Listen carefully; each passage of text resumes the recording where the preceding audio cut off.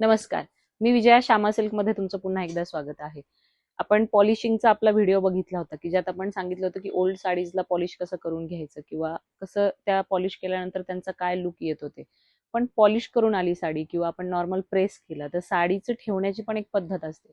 तर ती कुठल्या पद्धतीने ठेवली पाहिजे आज मी तुम्हाला दाखवते. खूप काही वेगळं नसतं, त्यात दोन टाईप असतात की बेसिकली प्युअर सिल्कची साडी ही कॉटनमध्ये ठेवावी. कॉटन सोडून तुम्ही जर प्लास्टिक किंवा प्लास्टिकच्या किटमध्ये ठेवली तर कदाचित असं होतं की मॉइश्चर येऊन म्हणा किंवा त्या प्लास्टिकच्या ह्याच्यात ठेवल्यामुळे त्याला मोकळी हवा लागत नाही आणि सिल्कची साडी खराब होते. छोटे डाग पडतात काळे किंवा पदर काळा पडतो, असे बऱ्याच बायकांचे प्रश्न असतात की असं सगळं होतं. म्हणून मग आपण एक छोटीशी तुम्हाला ट्रिक मी आज तुम्हाला सांगणार आहे की जेव्हा साड्या आपल्या पॉलिश करून येतात, जर प्रत्येक साडी आपण हँगरला तर लावू शकत नाही, त्याच्यासाठी ह्या टाईपच्या अशा कॉटन बॅग्स मिळतात ज्याच्यात तुमची साडी तुम्ही व्यवस्थित ठेवू शकतात. एक स्टँडर्ड साईज असतो की जी तुमची पॉलिशची साडी किंवा प्रेसची साडी येते ती आल्यानंतर त्याला तुम्ही व्यवस्थित असं ह्या कॉटन ह्याच्यात बसते, ह्याच्यामुळे हिची साईज ही स्टँडर्ड असते, ह्याच्यात ठेवू शकता.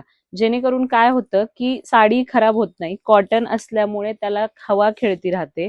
वर्किंग वुमन्स आहेत सध्या सगळे, त्याच्यामुळे सारखं त्याच्याकडे लक्ष देणं होत नाही की आपण प्रत्येक महिन्यात साडी उघडूनच बघू आणि त्याला हवाच देऊ. म्हणून अशा पद्धतीने तुम्ही ह्या कॉटन कव्हर्स मध्ये जर ठेवलं तर तुमची साडी छान राहते आणि ह्याच्यावर दुसरी राहिली तर खूप काय ओझही येत नाही, साडी खराब होत नाही. नेक्स्ट असं असतं की काही साड्या अशा असतात की त्या आपण एकावर एक ठेवू शकत नाही. काही साड्या हँगरला ठेवतो किंवा आपल्याकडे वॉर्डरोब मध्ये असते पुरेशी जागा की आपण आपल्या सिल्कच्या साड्या हँगरला ठेवू शकतो. तर त्याच्यासाठी हँगिंग वाले असे कॉटन कव्हर्स येतात ज्यातनं इथे थोडंसं ट्रान्सपरंट दिलेलं असतं म्हणजे साडी कळते, जसंच ह्याच्यात पण दिलेलं आहे की ह्या साईडला थोडंसं ट्रान्सपरंट असतं त्यातनं साडी कळते. तर ह्यातही तुम्ही अशी आपली तुमची साडी छान पद्धतीने हँगरला लावून असं हँगर करून ठेवू शकता, ज्याने तुमच्या साड्या खराब होत नाहीत आणि दिसायलाही चांगलं दिसतं, वॉर्डरोब मेंटेन राहतं आणि साड्या छान राहतात. असं ह्या पद्धतीने तुम्ही हे त्याच्यात हँगर करू शकता.